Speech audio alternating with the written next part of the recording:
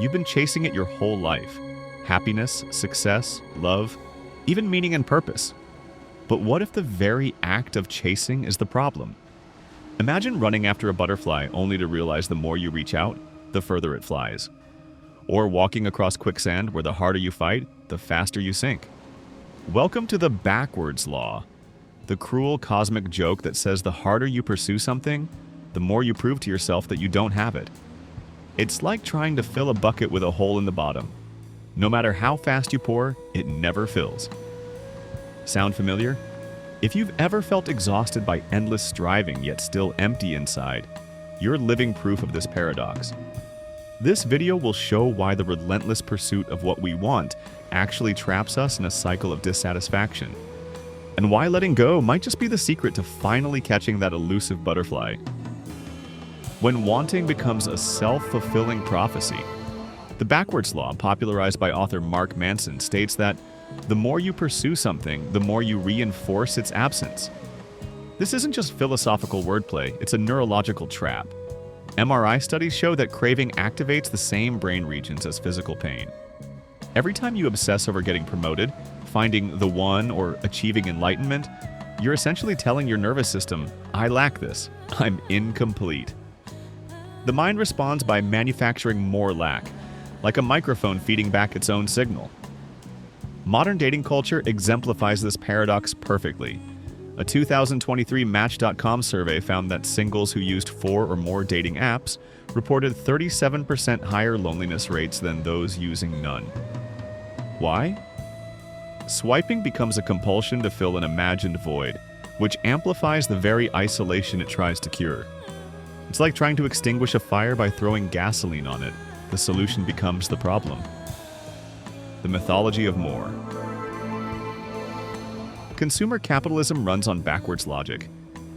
Ads don't sell products, they sell inadequacy. That gym membership commercial isn't about fitness. It's about implanting the idea that your current body is unacceptable.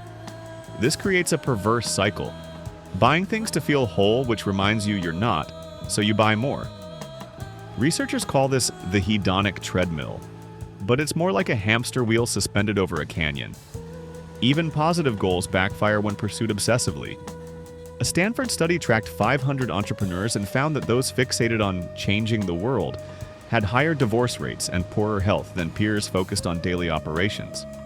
The bigger the ambition, the more it consumes the self. As philosopher Alan Watts warned, when you try to stay on the surface of the water, you sink. When you try to sink, you float. Sisyphus, the rock star of absurdity. In his 1942 essay, The Myth of Sisyphus, Albert Camus turned the tortured Greek king into a poster child for existential grit. Camus claimed we must imagine Sisyphus happy, finding purpose in eternally pushing his boulder up the hill. This interpretation dominates TikTok motivation videos and corporate retreat speeches. But it's dangerously wrong. Camus wrote during the rubble of World War II, when mere survival felt revolutionary. His happy Sisyphus was a metaphor for rebelling against meaninglessness through sheer persistence. But when burnout is a badge of honor and hustle culture is a religion, celebrating endless striving is like handing a chainsaw to a toddler. The modern workforce isn't defiantly rolling boulders.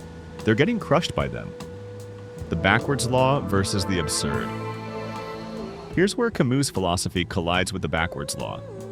If Sisyphus truly found happiness in his task, he'd have transcended the punishment. But the myth's horror lies in its inevitability. The rock always rolls back down. True freedom wouldn't come from loving the push, but from dropping the boulder entirely. This isn't nihilism, it's strategic surrender. Research on a paradoxical intention shows that insomnia patients fall asleep faster when told to try staying awake. Similarly, accepting that happiness can't be captured often creates space for it to emerge. The backwards law isn't about giving up, it's about giving in to reality's flow. The art of not trying. Eastern philosophies figured this out millennia ago. Buddhism's concept of craving and Taoism's concept of effortless action both warn against forceful striving. Modern psychology echoes this. Acceptance and commitment therapy teaches that fighting negative emotions intensifies them, while mindful acceptance reduces their power. Practical application looks like this. 1. Reframing goals as compasses, not destinations. Want a loving relationship? Focus on being loving now, not scanning every room for the one. 2. Embracing good enough. Perfectionism triggers the backwards law. Each brushstroke on life's canvas reminds you it's not a masterpiece.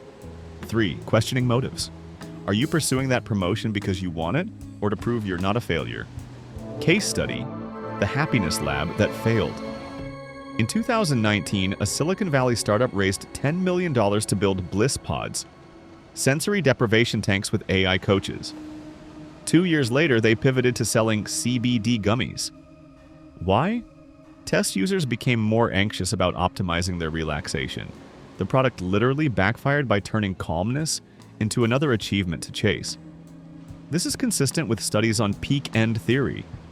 We remember experiences based on their climax and conclusion, not duration. Life becomes miserable when we treat every moment as a potential peak to manufacture. The backwards law suggests that happiness isn't constructed. It's noticed when we stop treating it like a project. From self-help to self-hindrance. The $15 billion self-help industry thrives on backwards logic. Buy this course to fix yourself, feel broken for needing it, then buy the next course. It's spiritual capitalism, selling shovels in a gold rush where the gold is self-worth. But you can break free of this nonsense with 3 steps. 1. Trusting inherent worth. You don't need to earn the right to exist through achievements. 2. Embracing uncertainty. Needing definitive answers fuels anxiety. 3. Redirecting energy. Channel effort into present actions, not future fantasies. The joy of missing out. In 2024, a University of Copenhagen experiment had participants spend a week tracking how often they avoided desired activities. Surprisingly, 68% reported increased life satisfaction, not from deprivation, but from relinquishing the burden of constant wanting. This aligns with the Japanese concept of appreciating negative space. A room feels spacious because of empty areas between furniture. A life feels fulfilling because of moments not crammed with chasing. The boulders we choose. The backwards law isn't defeatist, it's liberating. By releasing the death grip on specific outcomes, we open ourselves to unexpected joys. Sisyphus's true tragedy wasn't his eternal task, but his inability to question why he kept pushing. Modern life offers endless boulders.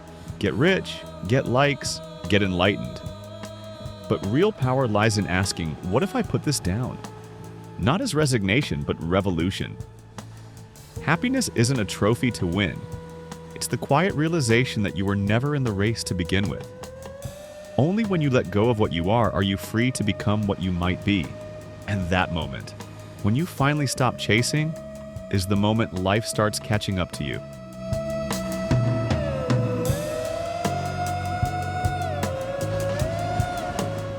Thanks for watching. Check out this video on ego death and subscribe for more. From Philosopher Kings.